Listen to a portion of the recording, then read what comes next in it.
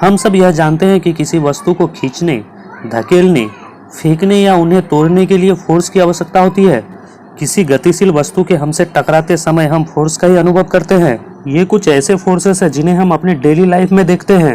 लेकिन इन सब धारणा से चलकर फोर्स के सही वैज्ञानिक कॉन्सेप्ट तक पहुंचना आसान काम नहीं है।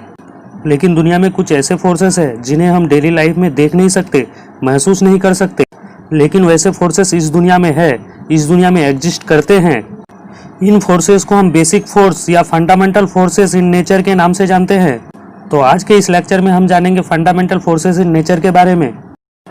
नेचर में 4 टाइप के फंडामेंटल फोर्सेस हैं: gravitational force, electromagnetic force, strong nuclear force और वीक न्यूक्लियर फोर्स। अब हम हर फोर्स के बारे में डिटेल में जानेंगे। तो सबसे पहले हम जानेंगे ग्रेविटेशनल फोर्स के बारे में कि आखिर ग्रेविटेशनल फोर्स होता क्या है, ग्रेविटेशनल फोर्स किसे कहते हैं। आइजैक न्यूटन सर, जो कि बहुत बड़े वैज्ञानिक थे, उन्होंने ये ऑब्जर्व किया कि इस दुनिया में जितनी भी वस्तु है एक दूसरे को आपस में एक फोर्स के साथ खींचते हैं। इसी फोर्स को ग्रेविटेशनल फोर्स का नाम दिया गया। आखिर दो वस्तुओं के बीच कितना फोर्स लगता है, इस चीज के बारे में भी हमें जानना है। इस चीज को जानने के लिए हम दो वस्तु लेते हैं। पहले वाले बॉडी को ए मान लेते हैं और दूसरे वाले बॉडी को बी मान लेते हैं। पहले वाले बॉडी के मास को m1 और दूसरे वाले बॉडी के मास को m2 ले लेते हैं और मान लेते हैं ए और बी बॉडी के बीच का जो डिस्टेंस है वो r है, यानी कि दोनों के बीच का जो सेपरेशन है वो r है। According to Newton's law of gravitation, Newton के गुरुत्वाकर्षण बल के अनुसार दोनों बॉडीज के बीच में लगने वाला फोर्स दोनों बॉडीज के मासेस के प्रोडक्ट के डायरेक्टली प्रोपोर्शनल होता है। इसे हम मैथमेटिकली लिख सकते हैं F directly proportional to m1 m2। इसे हम इक्वेशन 1 मान लेते हैं। प्रोपोर्शनल कहने का मतलब ये है कि अगर m1 के वैल्यू को या m2 के वैल्यू को हम इंक्रीज करते हैं तो F का वैल्यू भी इंक्रीज करेगा, और दोनों ही वैल्यू को अगर हम इंक्रीज करते हैं m1 और m2 के वैल्यू को तो F का वैल्यू बहुत ही ज़्यादा इंक्रीज करने लगेगा। और फोर्स दोनों बॉडीज़ के डिस्टेंस के स्क्वायर के यूनिवर्सली प्रोपोर्शनल होता है, यानी कि जो सेपरेशन हमने r माना है उसके स्क्वायर के इन्वर्सली प्रोपोर्शनल होगा। इसे हम मैथमेटिकली कुछ इस तरह से लिख सकते हैं F प्रोपोर्शनल टू 1/r²। इसे हम इक्वेशन 2 मान लेते हैं। इन्वर्सली प्रोपोर्शनल का मतलब ये है कि जैसे जैसे हम दोनों बॉडीज़ के बीच के दूरी को बढ़ाते जाएंगे तो वैसे वैसे फोर्स का वैल्यू घटते जाएगा। यानी कि अगर बहुत दूर लेके जाए किसी बॉडी को तो फोर्स का वैल्यू क्या होगा, बहुत ही कम हो जाएगा दोनों बॉडीज के बीच का। अब अगर हम दोनों इक्वेशन को कंबाइन करके लिखें तो लिख सकते हैं F proportional to m1 m2/r²। इस प्रोपोर्शनलिटी को हटा के हम अगर इक्वलिटी में इसे बदलें तो हमें एक कांस्टेंट लेना होता है। उस कांस्टेंट को हम g लेते हैं तो इक्वेशन कुछ हमारे पास इस तरह से आ जाता है F = g m1 m2/r²। और इस g का वैल्यू 6.67 × 10⁻⁻11 न्यूटन मीटर स्क्वायर पर kg स्क्वायर होता है। और इसे यूनिवर्सल ग्रेविटेशनल कांस्टेंट कहा जाता है क्योंकि दुनिया के किसी भी जगह में इस g का वैल्यू चेंज नहीं होता है, इसीलिए इसे यूनिवर्सल ग्रेविटेशनल कांस्टेंट कहते हैं। अब हम जानेंगे इलेक्ट्रोमैग्नेटिक फोर्स के बारे में। इलेक्ट्रोमैग्नेटिक फोर्स आखिर होता क्या है। इलेक्ट्रोमैग्नेटिक फोर्स को समझने के लिए हमें कुछ चीज़ों को याद रखना होगा, जैसे कि 2 टाइप के चार्ज होते हैं, एक पॉजिटिव चार्ज और दूसरा नेगेटिव चार्ज। और एक जैसे अगर चार्जेस हो, यानी कि दो अगर पॉजिटिव चार्जेस को हम एक जगह रखें तो एक दूसरे को ये क्या करेंगे, रिपल करेंगे, यानी कि दूर भगाएंगे। या तो दोनों अगर नेगेटिव चार्जेस को हम एक जगह रखें तो इस केस में भी क्या होंगे, दोनों को दूर भगाएंगे। और एक अगर पॉजिटिव चार्ज हो हमारे पास और एक नेगेटिव चार्ज हो तो दोनों एक दूसरे को अपनी तरफ खींचेंगे, यानी कि अट्रैक्ट करेंगे। ये तो थे कुछ बेसिक्स। अगर इनके बारे में आपको पहले से नहीं पता थे तो इन्हें याद कर ले। और अगर आपको डिटेल्स में चार्जेस के बारे में जानना है तो इस पे हमने एक कंप्लीट वीडियो बना के रखा है, तो उस वीडियो का लिंक मैं डिस्क्रिप्शन बॉक्स में दे दूंगा, वहाँ से जाके आप पूरे वीडियो को देख सकते हैं और चार्जेस के बारे में पूरी तरह से जानकारी ले सकते हैं। अगर दोनों चार्जेस रेस्ट में हो तो वहाँ पे जो फोर्स होगा दोनों चार्जेस के बीच, उस फोर्स को हम इलेक्ट्रिक फोर्स कहेंगे। और अगर चार्जेस मोशन में हो तो वहाँ पे मैग्नेटिक फोर्स होगा। जब दोनों एक साथ हो तो उसे इलेक्ट्रोमैग्नेटिक फोर्स कहते हैं। यहाँ पे हम चार्जेस को रेस्ट में रखकर ही आगे डिस्कस करेंगे। इस टॉपिक में भी हम पता करेंगे कि दो चार्जेस के बीच में आखिर कितना फोर्स लगता है। इसके लिए हम दो चार्ज लेते हैं, पहला चार्ज A और दूसरा चार्ज B।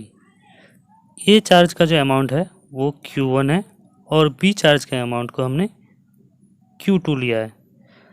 अब इन दोनों के बीच का जो सेपरेशन है उसे हमने R ले लिया है।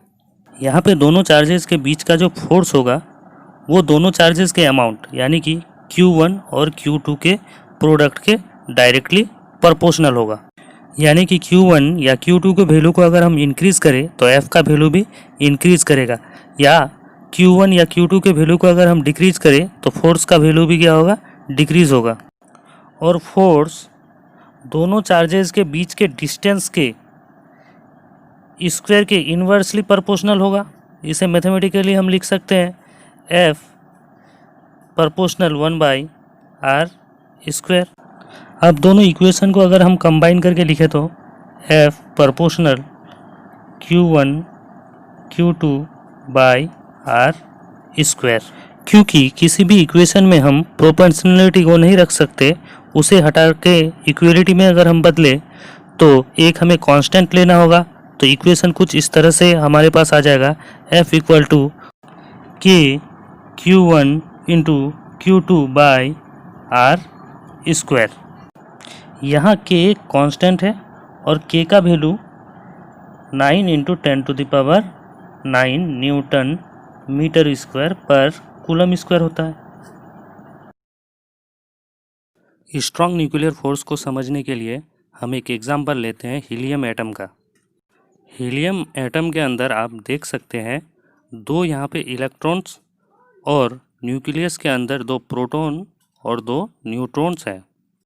दो प्रोटॉन्स, दो न्यूट्रॉन्स और दो इलेक्ट्रॉन्स।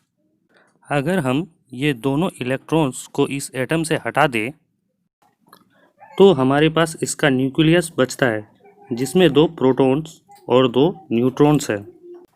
तो हम इस स्ट्रक्चर को अल्फ़ा पार्टिकल बोलेंगे। अब जो ये अल्फ़ा पार्टिकल है अपने आप में बहुत ही स्टेबल स्ट्रक्चर है। तो आप देख सकते हैं इस स्ट्रक्चर में ये जो अल्फ़ा पार्टिकल है इसमें दो प्रोटॉन है और दोनों में ही पॉजिटिव चार्ज होते हैं, और दो न्यूट्रॉन्स है और न्यूट्रॉन्स न्यूट्रल होते हैं, उन पर कोई चार्ज नहीं होता। अब आपका कन्फ्यूजन होता है शुरू। आप इलेक्ट्रोमैग्नेटिक फोर्स से ये जानते हैं कि ऑपोजिट चार्जेस आपस में अट्रैक्ट होते हैं और सेम चार्जेस एक दूसरे को रिपल करते हैं। अब इलेक्ट्रोमैग्नेटिक फोर्स से तो ये आपस में रिपल कर देने चाहिए और न्यूक्लियस टूट जाना चाहिए, लेकिन ऐसा नहीं हो रहा है। यानी यहाँ पे कोई ना कोई फोर्स है जो इलेक्ट्रोमैग्नेटिक फोर्स को रोक रही है और न्यूक्लियस को टूटने से बचा रही है। यानी यहाँ पे कोई उससे भी ज़्यादा स्ट्रॉन्ग फोर्स काम कर रहा है। अब हम यह भी सोच सकते हैं कि क्या यह ग्रेविटेशनल फोर्स है, क्योंकि हम जानते हैं ग्रेविटेशनल फोर्स क्वांटम लेवल पर नेग्लिजिबल होता है और हम जानते हैं इलेक्ट्रोमैग्नेटिक फोर्स ग्रेविटेशनल फोर्स से ज़्यादा स्ट्रॉन्ग होता है। अगर यहाँ ग्रेविटेशनल फोर्स काम कर रहा होता तो न्यूक्लियस अब तक टूट गया होता, लेकिन ऐसा नहीं होता। तो हम कह सकते हैं ना तो यहाँ पे ग्रेविटेशनल फोर्स है और ना ही इलेक्ट्रोमैग्नेटिक फोर्स है, तो ज़रूर यहाँ पे कोई तीसरा फोर्स काम कर रहा है जो इलेक्ट्रोमैग्नेटिक फोर्स से और ग्रेविटेशनल फोर्स से ज़्यादा स्ट्रॉन्ग है, और यह सिर्फ न्यूक्लियस पे काम कर रहा है। जो फोर्स न्यूक्लियस को स्टेबल रखे हुआ है उस फोर्स को हम स्ट्रॉन्ग न्यूक्लियर फोर्स कहेंगे। ये फोर्स चारों फंडामेंटल फोर्सेस में सबसे ज़्यादा स्ट्रॉन्ग होता है। अब हम जानेंगे वीक न्यूक्लियर फोर्स के बारे में।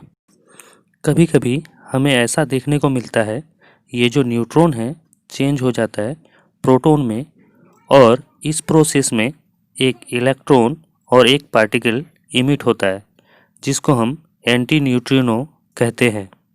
और वैसे ही प्रोटॉन जो है वो चेंज हो जाता है न्यूट्रॉन्स में, और इस प्रोसेस में पॉजिट्रॉन इमिट होता है। ये जो चेंजेज होते हैं इसके लिए जो फोर्स रिस्पॉन्सिबल है वो ना ही ग्रेविटेशनल फोर्स है, ना ही इलेक्ट्रोमैग्नेटिक फोर्स है, और ना ही स्ट्रॉन्ग न्यूक्लियर फोर्स है। और यहाँ पर जब हम देखते हैं ये जो एंटी न्यूट्रिनो इमिट करता है इसको हम बोलते हैं बीटा माइनस डीके। और ये जो पॉजिट्रॉन इमिट होता है इसको हम बोलते हैं बीटा प्लस डीके। ये जो फोर्सेस रिस्पॉन्सिबल है इन चेंजेस के लिए वही है वीक न्यूक्लियर फोर्स। और ये जो फोर्स है स्ट्रॉन्ग न्यूक्लियर फोर्स से बहुत ही वीक होता है। तो ये लेक्चर आपको कैसा लगा कमेंट करके ज़रूर बताइए। और मन में अगर कोई डाउट रह गया तो कमेंट करके आप हमें पूछ सकते हैं। और चैनल पर नए हैं तो चैनल को सब्सक्राइब कर दें ताकि जब भी मैं कोई वीडियो अपलोड करूँ आप तक नोटिफिकेशन पहुँचे सबसे पहले। तो मिलते हैं एक और नए टॉपिक के साथ, तब तक के लिए जय हिंद,